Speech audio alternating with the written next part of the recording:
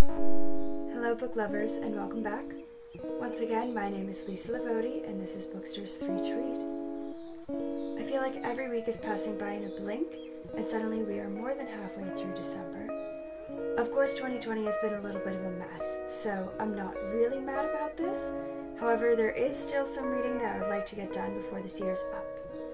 So let's turn to a few books that you might also want to squeeze in before the new year.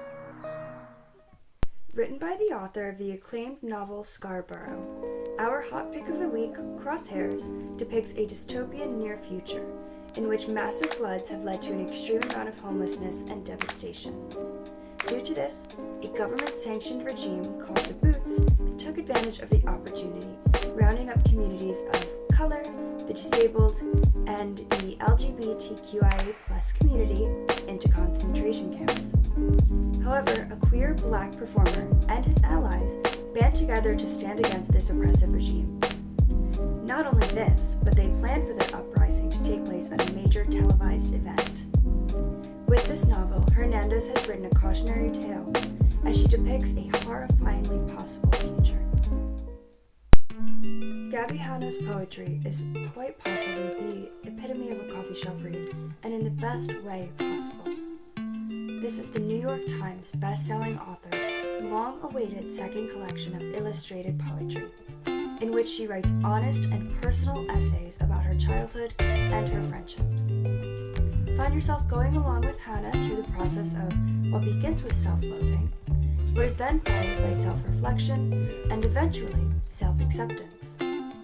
Dandelion beautifully dives into what it means to struggle with declining mental health in a world where mental health is simultaneously stigmatized and trivialized. To be completely honest, the preserve paints the portrait of my absolute worst nightmare, which is also why I think it's perfect to be our dark horse for the week. In it, artificial intelligence and a plague have reduced the human population to a minority. The complex robots, which have now become the majority population, are almost indistinguishable from humans, and 9 months ago, they opened a series of preserves, plots of land on which humans can choose to live on without robot interference. However, someone has been murdered on the preserve, and this poses the ultimate complication. This exciting new mystery comes to you from a writer whose previous book was called Bold, Innovating, and Thrilling by Stephen King himself, aka the father of horror. The preserve will also be why I continue to say please and thank you to my Google Home every single time that I ask it to do anything for me.